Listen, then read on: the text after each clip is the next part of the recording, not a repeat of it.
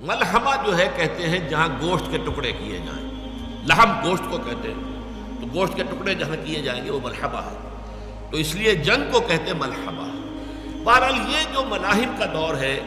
اس میں اگرچہ جیسا کہ میں نے عرض کیا کافی مشکل ہے، لیکن یوں سمجھیے کہ اس کا دور اول گزر چکا ہے۔ حضرت مہدی کا ظہور ابھی ہونا ہے لیکن ملاحم کا دور اول گزر چکا ہے۔ یہ جو گلف وار تھی جس کا نقطہ آغاز ہے 2 اگست 1990 کو، یہ ان ملاحم کا پہلا سلسلہ ہے کہ جس سے آغاز ہو چکا ہے۔ چنانچہ آپ کو شاید یاد ہو کہ اس وقت صدام حسین نے کہا تھا، یہ جو بدنام زمانہ صدام حسین ہے، کہ یہ جو جنگ ہے یہ ام المحارب ہے، جنگوں کی ماں ہے، اس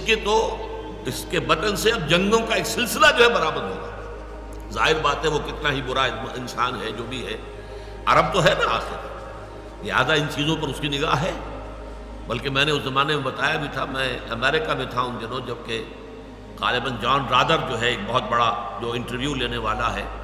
امریکن ٹیلی ویژن کا، وہ وہاں گیا ہوا تھا، اور اس نے جو انٹرویو لیا ہے تو عجیب نقشہ میں نے دیکھا تھا کہ صدام حسین کے پیچھے جہاں وہ بیٹھا تھا جو کتبہ لگا ہوا تھا دیوار پر، وہ قرآن مجید کی آیت تھی، بل نقذف بالحق علی الباطل فیدمغہ، ہم حق کا کوڑا دے کر مارتے ہیں باطل کے سر پر جو اس کا بھیجا نکال دیتا ہے۔ یہ آیت قرآن کی، یا اللہ، یہ اب ظاہر بات ہے عرب لوگ ہیں، قرآن سے واقف ہیں، وہ خود جاہل ہو تب بھی کم سے کم اس کے ہاں لوگ ایسے ہوں گے کہ جو عالم ہیں قرآن کے، تو انہوں نے وہ آیت لگائی ہوئی تھی، بل نقذف بالحق علی الباطل فیدمغہ، ہم حق کا کوڑا باطل کے سر پر ماریں گے تو وہ اس کا دماغ نکال کر، بیٹا نکال کر باہر پھینک دے گا۔ بہرحال اس نے کہا تھا یہ ام المحارب ہے۔ نوٹ کیجئے اس جنگ کا ذکر جو ہے احادیث میں کس طرح کی شکل میں آیا ہے۔ ان ابی کعب رضی اللہ تعالی عنہ قال انی سمعت رسول اللہ صلی اللہ علیہ وسلم یقول یوشک الفرات ان یحسر عن جبل من ذهب فاذا سمع به الناس ساروا الیہ فیقول من عنده لو ترکنا الناس یاخذون منه لیذهبن به كله فیقتتلون علیہ فیقتل من کل 199۔ یہ صحیح مسلم کی روایت ہے کتاب الفطر سے، کہ فرات سے مراد یہاں پر ہے ملک عراق۔ عراق میں سونے کا ایک پہاڑ ظاہر ہو جائے گا، یہ سونا، سیال سونا، یہ پیٹرول، اور عراق میں بہت بڑے بڑے ذخیرے اس کے موجود ہیں۔ اس پر ساری جنگ ہوئی ہے۔ آپ کو معلوم ہوگا، یاد ہوگا کہ کویت نے،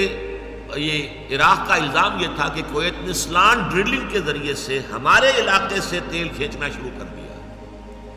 اور جو ایمبیسیڈر امریکن تھی گلاسپائی اس وقت عورت تھی، اس نے یہ کہا کہ ٹھیک ہے، آپ کا سرحدی جھگڑا ہے کویت کے ساتھ، آپ جیسے چاہے طے کریں، ہم اس میں دخل نہیں دیں گے۔ بس یہ دام تھا جس میں یہ صدام آ گیا، یہ در حقیقت جال تھا اس کے لیے جو پھیلایا گیا تھا،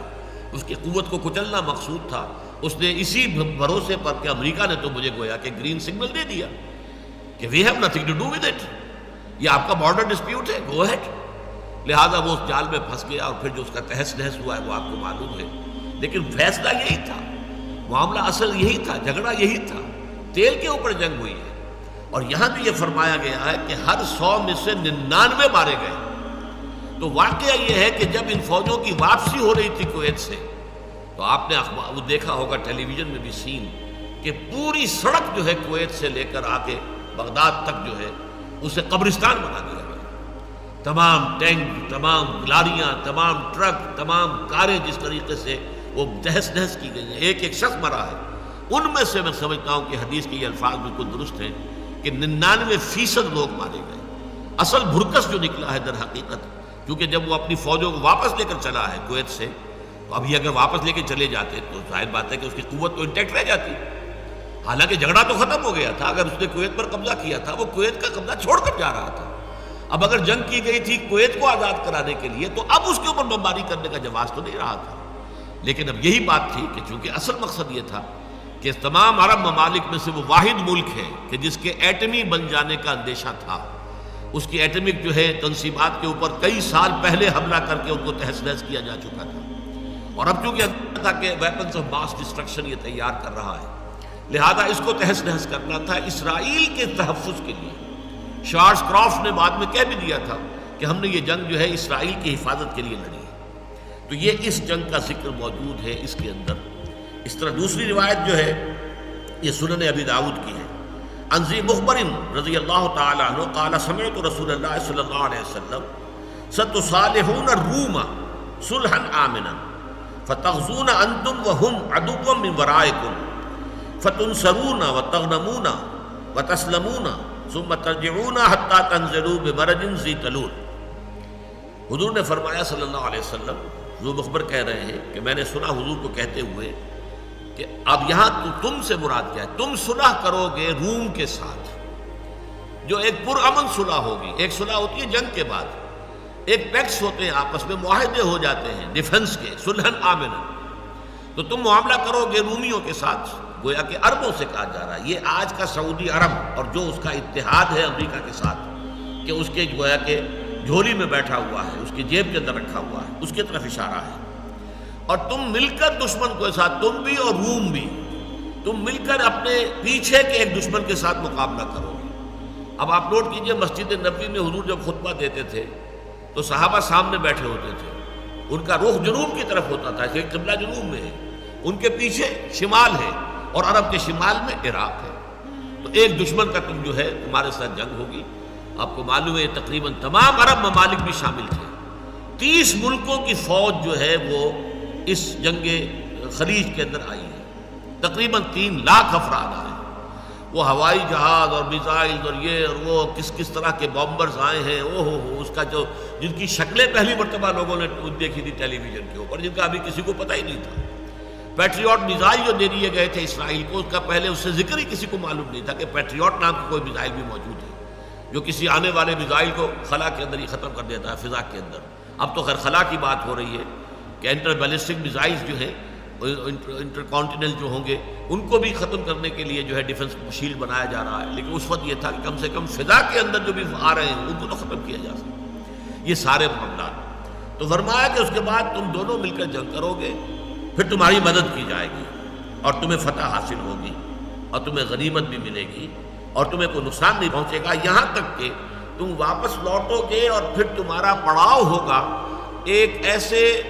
ٹیلوں والے ریگستان میں جس میں کہ نخلستان وجود میں آ چکا ہوگا۔ یہ ہے وہ معاملہ کہ آج امریکن بیسز جو ہیں نجد کے اندر، اب امریکہ پنجے گاڑ کر وہاں بیٹھ گیا۔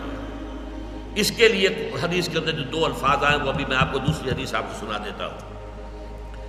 نجد میں جو شیطان کا سینگ حضور نے فرمایا، نجد کی طرف سے شیطان کا سینگ برآمد ہوگا۔ عن ابن عمر رضی اللہ تعالی عنہ قال ذکر النبی صلی اللہ علیہ وسلم قال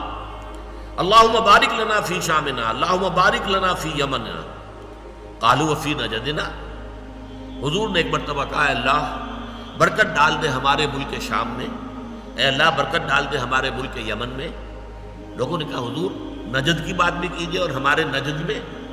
آپ خاموش رہے، آپ نے دوبارہ انہی 2 کا ذکر کیا، پھر کہا گیا حضور نجد میں، پھر آپ خاموش رہے، تیسری مرتبہ کہا گیا تو حضور نے تیسری مرتبہ کے بعد فرمایا کہ ہناک الزلازل والفتن وبہا یطلع قرن الشیطان۔ یہ بخاری شریف کی روایت ہے کتاب الفتن میں۔ وہاں تو زلزلے آئیں گے، فتنے اٹھیں گے اور وہاں سے شیطان کا سینگ طلوع ہوگا۔ اب جو میزائل لگے ہوئے ہوں گے، یہ سارا جو بیس ہے نجد کا اس علاقے کے اندر، یہ خلیج کے جو ہے مغربی ساتھ جو ہے، آپ اندازہ کر لیجیے یہ شیطان کا وہ سینگ ہے کہ جو وہاں آ کر اب جم گیا ہے۔